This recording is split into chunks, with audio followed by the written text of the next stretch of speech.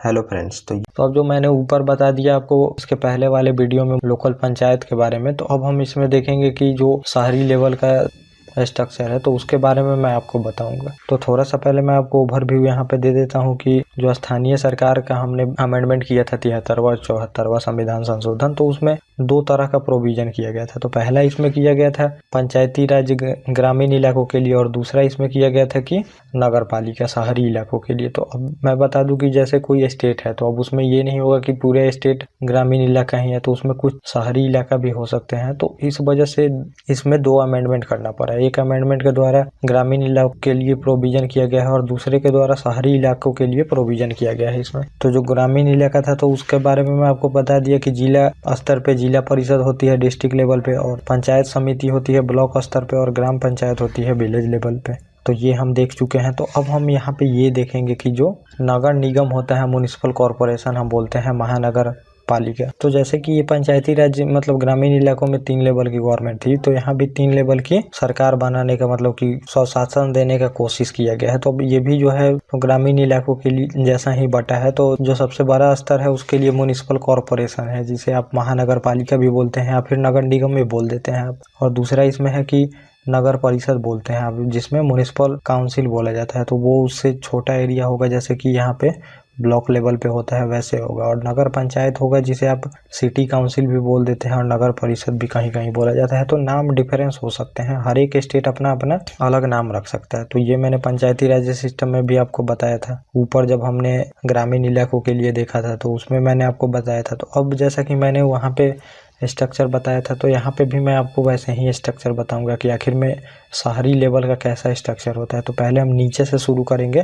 और ऊपर आएंगे, तो आपको ज़्यादा अच्छे से समझ में आएगा। तो एक बार मैं पहले आपको ये पूरा स्ट्रक्चर बता देता हूँ, जैसा कि मैंने आपको ऊपर उसमें बताया था वीडियो में। तो ये जो है स्टेट है, तो ये पूरा स्टेट आप मान लिए एक स्टेट है, तो इसमें डिस्ट्रिक्ट होगा। तो अब मैंने 4 डिस्ट्रिक्ट में बांट दिया है। तो अब ये नहीं है कि 4 ही डिस्ट्रिक्ट होते हैं, डिस्ट्रिक्ट तो बहुत होते हैं, लेकिन मैंने आपको समझाने के लिए ये 4 डिस्ट्रिक्ट में बांटा है। तो जो मैंने इतना ये बनाया है, तो इसमें आप देख लीजिए कि ये ग्रामीण इलाकों के लिए इतना मैंने बना दिया है इसमें, क्योंकि 70% हमारी जो अभी भी जनसंख्या है वो तो ग्रामीण इलाकों में रहती है, इस वजह से ज़्यादा ग्रामीण इलाकों के लिए मैंने बनाए हैं। और मान लीजिए जो ये है शहरी इलाका, तो इसके लिए होगा अब नगर पालिका म्युनिसिपालिटी का इसमें प्रोविजन किया गया है। तो अब ये नहीं है कि एक ही डिस्ट्रिक्ट में ये हो सकता है, तो कोई और भी डिस्ट्रिक्ट आ सकता है इसमें। ऐसा नहीं है कि बस एक ही डिस्ट्रिक्ट है, ये भी डिस्ट्रिक्ट से थोड़ा मोड़ा उसमें आ सकता है नगर पालिका में। तो ये आपने देख लिया स्टेट लेवल पे। तो अब जो डिस्ट्रिक्ट है तो ये बटेगा यहाँ पे 3 लेवल में। तो वहाँ पे बटा था मंडल में, और मंडल के बाद मैंने पंचायत में बांटा था। तो यहाँ पे अब एक ही बार में मैंने यहाँ पे बांट दिया है। तो अब हम यहाँ पे समझ लेते हैं कि कैसे बटा है ये। तो मतलब डिस्ट्रिक्ट में ही ये तीनों एरिया होंगे। तो अब ये एरिया कैसे बटेंगे, जो अपने मतलब इलाकों के अनुसार किसका एरिया बड़ा है। तो अब बड़ा ये एरिया है तो उसको दिया जाएगा म्युनिसिपल कॉरपोरेशन, और जो उससे छोटा एरिया है उसको म्युनिसिपल काउंसिल हम बोल देते हैं, और जो सबसे छोटा है उसको म्युनिसिपल पंचायत बोल देते हैं। तो ये तीनों मैंने बांट भी दिया है, और या फिर इसको सिटी भी बोलते हैं, म्युनिसिपल सिटी करके। तो नाम अलग अलग हो सकते हैं। तो अब इनका क्राइटेरिया क्या है रखने का, ये मैं थोड़ा सा आपको बता देता हूँ। तो पहला है कि जैसे जो म्युनिसिपल पंचायत होती है तो उसका क्राइटेरिया होता है कि जो गांव अभी शहर बनने लगे हैं उनको म्युनिसिपल पंचायत बोल देते हैं हम। तो अब मान लीजिए जैसे कोई गांव है लेकिन वहाँ पे अब शहर जैसा थोड़ा टोन आने लगा, जैसे कि बिल्डिंग बनने लगे बहुत बड़े बड़े, और जो ट्रांसपोर्ट वगैरह ये सब बहुत अब मतलब एरिया काफ़ी डेवलप करने लगा, मार्केट होने लगा, तो वहाँ पे अब म्युनिसिपल पंचायत बनाया जाता है। तो इसका जनसंख्या का क्राइटेरिया है कि 10,000 से लेकर 20,000 तक रहता है, और जो इसके प्रमुख होते हैं उन्हें हम पार्षद बोल देते हैं, और अध्यक्ष भी बोला जाता है। तो ETC आप कुछ भी बोल सकते हैं, वो हर एक एरिया में मतलब स्टेट में अलग अलग प्रोविजन है इसमें। और दूसरा होता है जो म्युनिसिपल काउंसिल बोलते हैं जिसे दूसरे को, तो ये एक छोटा शहर बन जाता है। तो ये तो अभी गांव से शहर में चेंज हो रहा था, लेकिन ये शहर बन गया है, लेकिन अभी छोटा शहर है। तो इसकी जनसंख्या आप समझ लीजिए कि 20,000 से लेके 3 लाख तक हो सकती है, और इसके हेड जो होते हैं उनको अध्यक्ष बोला जाता है। और इनके इलेक्ट होने का उम्र जो है 21 वर्ष इसमें भी है म्युनिसिपल पंचायत में, और म्युनिसिपल काउंसिल में भी 21 वर्ष उम्र है इसमें। और अब देख लीजिए तीसरा, जिसे हम बोलते हैं म्युनिसिपल कॉरपोरेशन। तो ये सबसे बड़ा क्षेत्र होता है, तो सबसे बड़े शहर को म्युनिसिपल कॉरपोरेशन बोल देते हैं, और इसकी जो जनसंख्या होगी वो 3 लाख से ऊपर होगी और इसके अध्यक्ष को मेयर बोला जाता है। और जो मेयर पे नियुक्त होते हैं तो इसमें 30 वर्ष एज होती है या महापौर भी इनको बोल दिया जाता है कहीं कहीं पे। तो आप जैसे मैं ये बता दूं तो ये कौन सा एरिया है, एग्जांपल आप एक ले लें तो ये BMC जैसे होता है, बम्बई म्युनिसिपल कॉरपोरेशन, या फिर आप MCD का नाम सुनते होंगे, म्युनिसिपल कॉरपोरेशन ऑफ दिल्ली। तो अब इसका जो कैपिटल होता है उस सिटी का कैपिटल आप पहले लगा दें या फिर बाद में लगा दें। सिटी का जो अक्षर होता है उसको आप पहले लगाएंगे तो वो, अब जैसे बॉम्बे में होता है तो बॉम्बे में पहले लगाया जाता है तो इसे बोला जाता है BMC।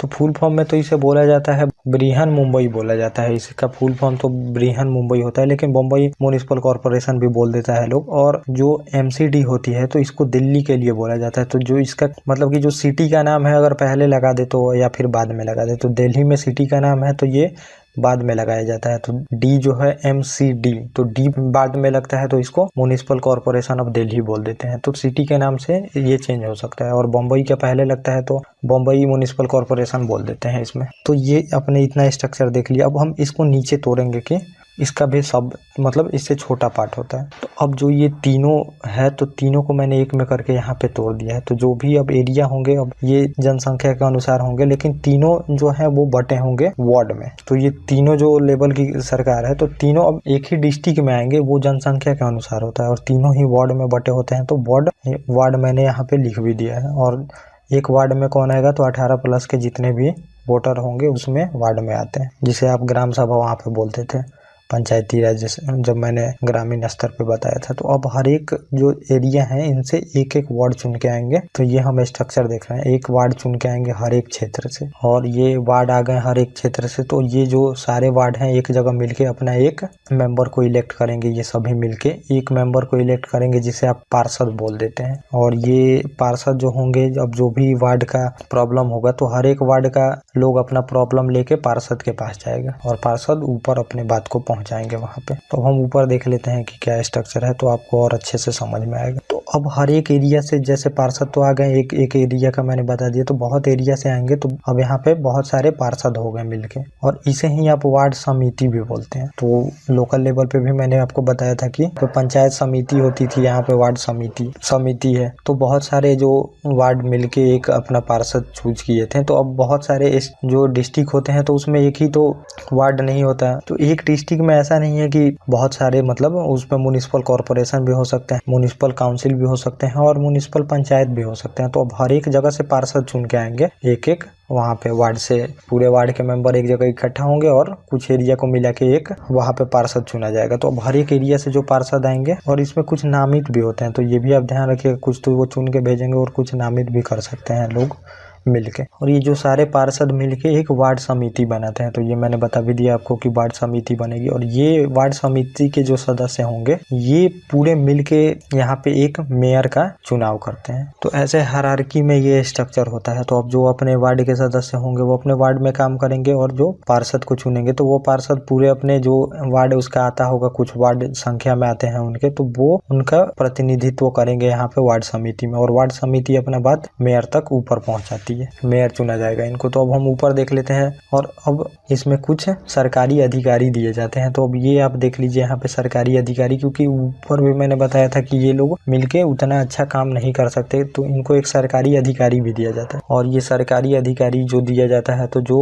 सबसे ऊपर होते हैं इनको म्युनिसिपल कमिश्नर बोलते हैं। तो ये IAS ऑफिसर को इस पे नियुक्त किया जाता है, म्युनिसिपल कमिश्नर IAS ऑफिसर एक होते हैं, और इनके नीचे इनके हेल्प के लिए अन्य अधिकारी होते हैं जिसे म्युनिसिपल ऑफिसर बोला जाता है। और ये विधायी अधिकारी होते हैं जो इस लाइन में मैंने बनाया है, मेयर वगैरह, पार्षद। और ये एग्जीक्यूटिव ऑफिसर होते हैं, कार्यकारी ऑफिसर। तो ये जो प्लान बनता है उसको इम्प्लीमेंट करते हैं, और ये लोग प्लान तो सभी मिलके ही बनाते हैं, तो इसमें ये भी इन्वॉल्व होते हैं। तो यहीं पे अब एक ऊपर पे, मतलब जो ऊपर लेवल पे होता है, यहाँ पे एक बनाया जाता है महानगरीय योजना समिति, म्युनिसिपल पंचायत कमेटी, और इसमें सदस्य होते हैं मेयर, MP, म्युनिसिपल कॉरपोरेशन के सदस्य, MLA वगैरह, ये सब लोग होते हैं इसमें। और ये क्या काम करती है तो जहाँ ये स्टेट और सेंटर से लोकल एरिया के गवर्नमेंट को जोड़ने का काम करती है। ओके गाइज, थैंक यू, और आप लोग इस चैनल को सब्सक्राइब कर ले ऐसे इंपॉर्टेंट वीडियो के लिए।